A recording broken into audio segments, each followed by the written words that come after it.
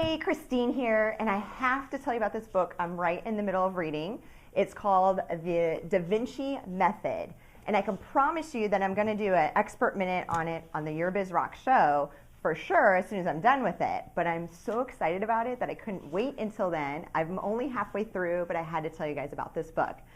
Now, it's funny, I'm training for my marathon, as a lot of you guys already know. I have my hands in a lot of different things. I always stay busy. I love it. However, lately, more often than not, I've been being called, hey, you're crazy. Oh my gosh, you do so many different things. Being called crazy. Somebody even told me recently, she said she sees how much I do, and actually, like, she feels pain inside of her heart for me because she feels like I'm doing it to, I don't know, hide something, some kind of addiction. I don't know. But then she followed up by saying, well, at least, I guess it could be worse. You could be sleeping around or doing drugs. And I was like, really? Just because I'm kind of, doing tons of stuff, but I love it. It feels natural to me. I don't know how else to explain it.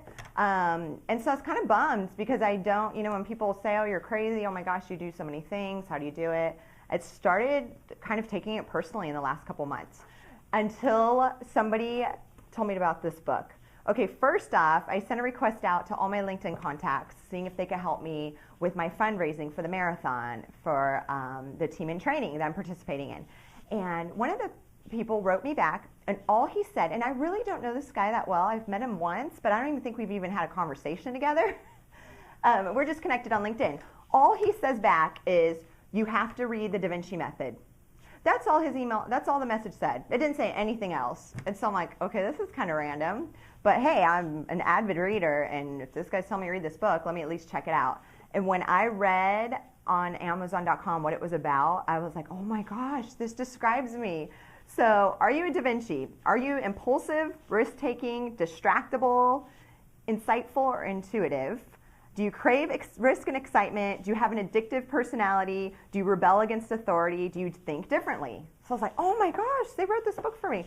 So I order it immediately, and I just cannot put the thing down. I'm so excited to finally realize exactly what's going on with me. Maybe I'm not crazy. Actually, it's an actual gene. It's the D4 gene. It's an actual gene that about 10% of the population has. And it's the gene that kind of causes, and a lot of times it's mistaken for the ADHD or ADD traits. It's hard for us to stay focused. We get bored easily. It's just this crazy trait. And so, but it's exciting because Leonardo da Vinci definitely had it.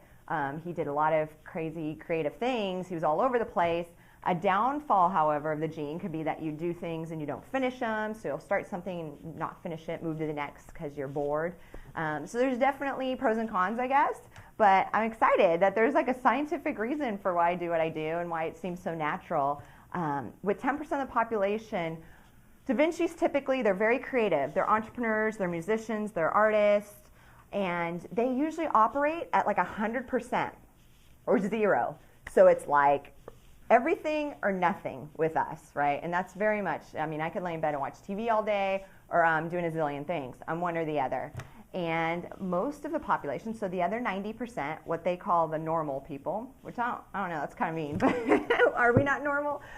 So the other 90%, they actually function around 20 to 30% of their full capability at all times. So they're sitting at 20 to 30, and we're running at 100. So a lot of times we're very demanding of people that aren't, they're like, whoa, slow down, you're crazy thinking of all this.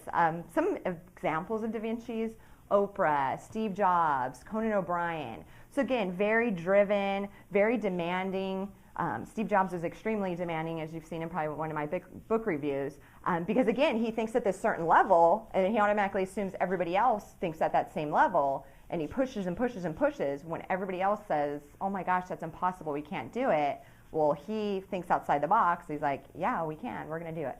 So anyways, I'm just rattling on and on because I'm that excited about this book. I have not been that excited about a book in a long time. So it's the Divinci Method. Garrett Loporto is the author. You can easily find it on Amazon. They also have a website. You can take a little quiz on their website, thedivincimethod.com. See if you're a Da Vinci.